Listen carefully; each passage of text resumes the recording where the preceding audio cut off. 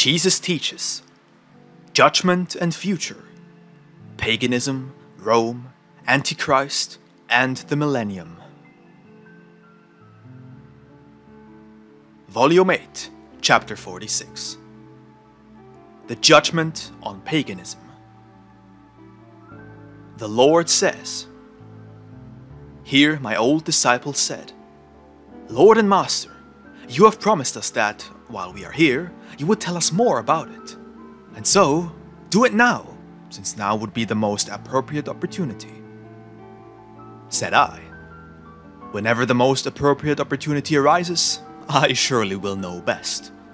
Besides, I've already told you much about it, which will certainly come to pass, for I am not allowed to change anything about the free will of man, and neither can you. However, with my birth, everywhere has the judgment of the heathens already begun. It will increase, and will continue to do so for almost 2,000 years, until the full light emerges among the people of this earth. As you can see now towards the morning sky, how all manner of clouds are forming and piling up at the horizon, as if they wish to stop the sun from rising, so too will a great number of obstructing clouds seek to tower over and obscure the coming great rise of the eternal and spiritual Sun of Truth, inflicting great harm to the people. However, ultimately they will be unable to halt the great rise of the Sun of Truth.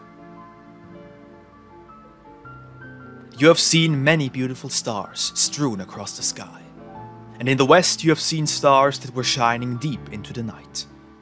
Behold, these, as good messengers, preceded the still visible messengers of the morning and worked throughout the night. And this is now your task. However, when even brighter morning messengers will emerge at the spiritual horizon, then it will be a sign that the great Sun of Life and Truth will soon follow. Its brightest light will be a relentless judgment for all lies and deceit, which, together with its followers and worshippers, as well as its great worldly pomp, will be slung into the abyss of contempt, righteous wrath, and oblivion. For then the enlightened ones will not think back anymore to the deceit and judgment that had lasted for so long. However, already you can observe quite well how the mass of clouds that appeared so dark and threatening before is beginning to glow golden at the seams. Just like that will you notice that, during the time to come, how the people who were only recently entirely dark and true enemies of the light of truth are ever more enlightened from all sides by the rays of truth. Furthermore, they themselves will radiate light, and they become enemies of the old lie. This enlightenment by the Sun of Truth out of the heavens, drawing near to its full rise, will be my sign of the Son of Man for all the true people of this earth, and the beginning of the great judgment of the harlot of the New Babylon. Thereupon will those who love the truth shout with joy and praise me, for already have I sent them the sign of my rise in the sky of the inner spiritual day. Yet the enemies of the truth will begin to wail and gnash their teeth, and they will, as far as this will still be possible somehow, attempt to hide themselves in dark corners, together with their continuously decreasing number of followers. This, however, will be of no use to them, for at that time, when the full Sun of Truth will have risen, its light will illuminate all the dark corners and holes, and the enemies of the light will no longer find any place of refuge, nowhere on the entire earth. I myself will be the eternal truth within that sun, and by its light I will be ruler and leader of the lives of men, as well as of their temporary, spiritual, and eternal destiny. By this have I now revealed to you the full and easy-to-understand truth concerning the great judgment of the new and old paganism. However, for the sake of the people, I will give you another image, that you may tell the people as well, but not without the proper explanation. Let us now quietly continue to behold this morning scene. Chapter 47. The Future of Rome and of the Antichrist. After about a quarter of an hour of gazing at these morning scenes with great interest, again I said to those who were present, "Pay attention now to all the images that will appear before the full rise of the sun, for I want you to see with your own eyes how everything will develop during the final era of the new paganism." Now all of them turned their eyes with doubled attention towards the east. It was still about half an hour before the full sunrise, and thus still many images could develop before the eyes of the watching disciples. Firstly, one could spy a thick and entirely black mist arising from the horizon. Once it had reached a height of about 7 times that of the faraway mountain range on the horizon, it soon appeared to glow, for countless flashes of lightning were shooting through it. All those present thought that a terrible storm was raging there. However, I said, we're about something else, for apart from us, no one can see anything of this phenomenon. They all continued to observe, to see what else would follow. And behold, upon the upper edge of the mass of black mist, incessantly illuminated by the many flashes of lightning, there appeared a great city. And I said, "Behold, the image of the new Babylon." Thereupon Agricola said, "Lord, it looks very much like Rome, only I see a great number of ruins surrounding the city. And within the city itself, besides the buildings that I know quite well, there are also a great number of new buildings and temples, whose gables are strangely decorated with crosses. What does all this mean?" Said I, "Behold, this is the fall of the old, and at the same time, the beginning of the new paganism. Already within approximately 500 to 600 years, counted from this point in time, this is what it will look like." However, continue looking at the image. Once again, all of them directed their attention to the image, and the scenes thereof were quickly developing, one after another. And behold, one could see great national migrations, and many a fierce battle and war, and in the middle of the city one could spy something rising as high as a mountain. Upon the mountain stood a tall and great throne, which appeared to be made of glowing gold.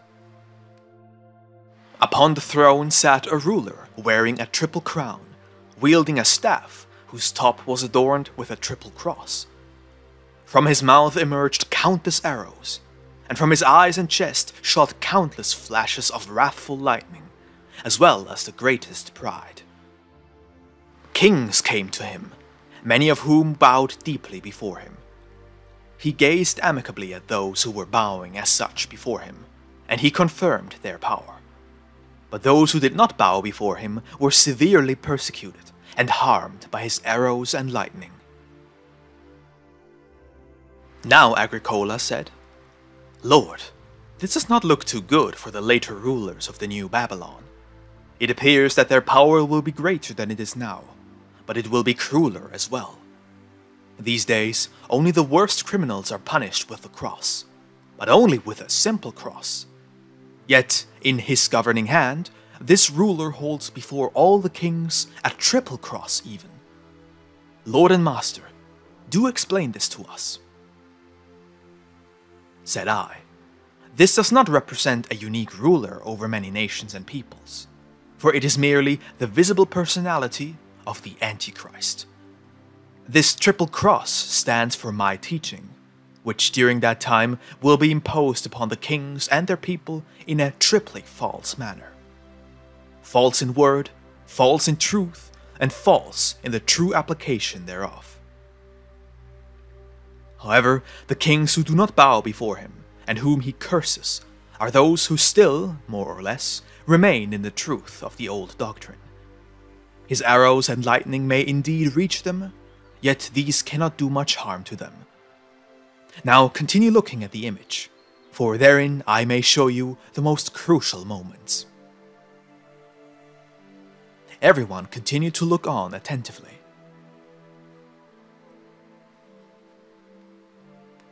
The Lord. Behold, the many kings who previously bowed deeply before the one sitting upon the throne are gathering their armies and march against him. Look, a fierce battle follows, and already his exalted throne sinks deep down into the city. You can see how a few kings merely bowed to him as a formality, while the many others who seceded are now returning many arrows and flashes of lightning to him. Now there is almost nothing left to be seen of him, and this will come to pass after 1000 to 1500 to 1600 and 1700 years. Look again now. Behold, he attempts to exalt himself once more, surrounded by dark gangs, and a few kings are reaching out to assist him. But look, those who do are soon bereft of their power, and their peoples are tearing the crowns off their heads, giving them to the strong kings instead. And look, now his throne sinks, and the strong kings hurry towards the place and divide it into several pieces. And so all his might, pride and greatness has gone to ruin. He still hurls arrows and weak lightning all around him, but these harm no one anymore, for most of the time they are sent back at him, injuring him and his weak and dark troops. Chapter 48. The Millennial Kingdom. The Lord.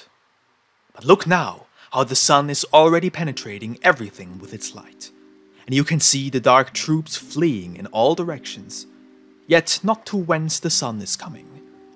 All disappears before its light, sinking into the kingdom of oblivion. Look again though. See how from the little clouds a new earth is developing. What do those little clouds represent?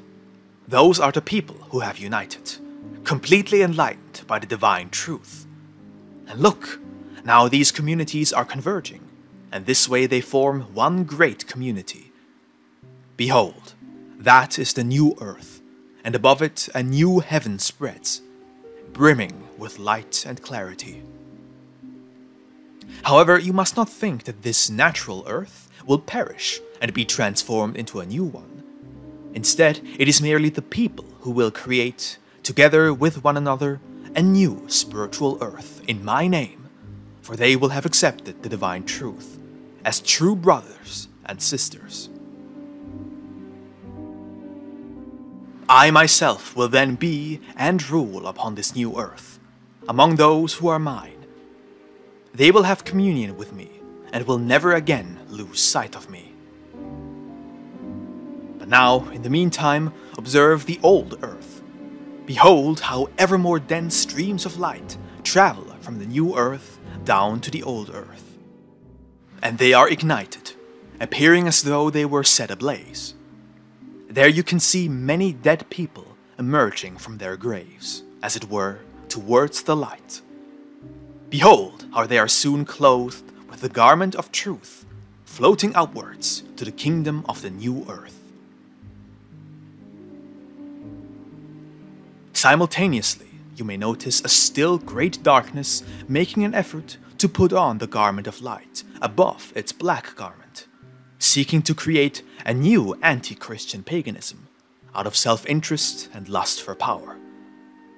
But I shall let my wrath, the fire of my truth, break loose, and my angels of the new earth will throw themselves with flaming swords at the darkness, chasing every further sinister attempt away into the abyss of annihilation.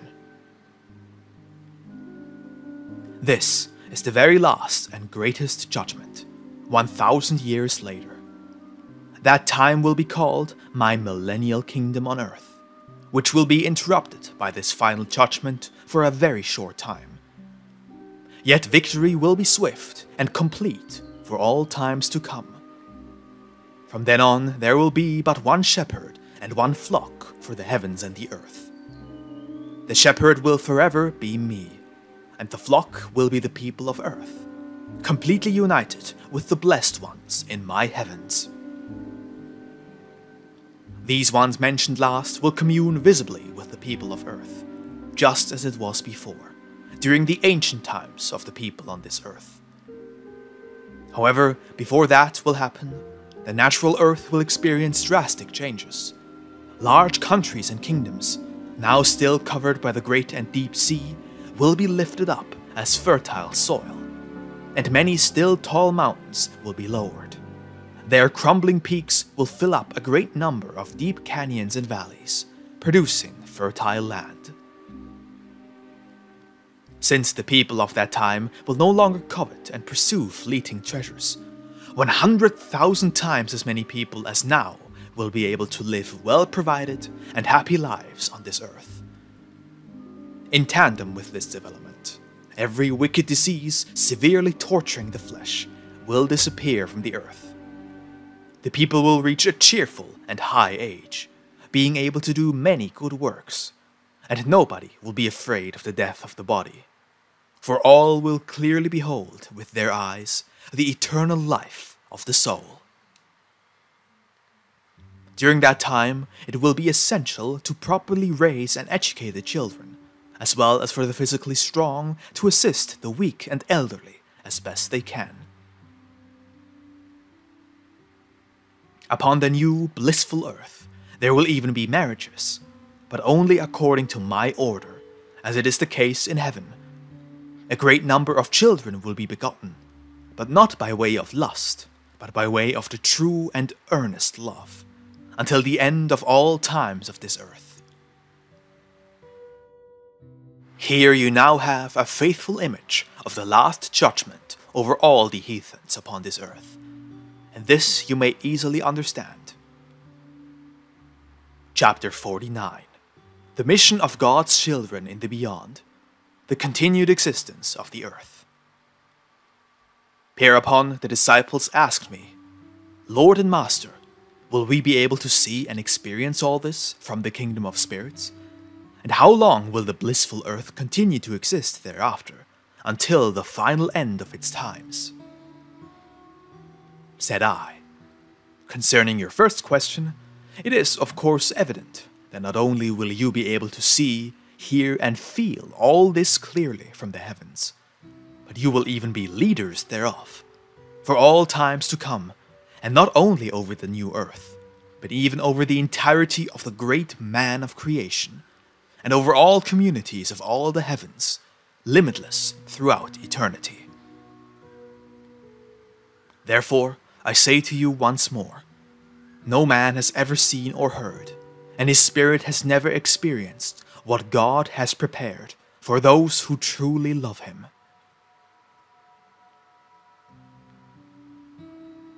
I still could tell and even show you many things, but you cannot bear them yet. However, when the Spirit of all truth and life comes upon you, and you will be reborn within it, it will guide you into the depths of my light, exalting you.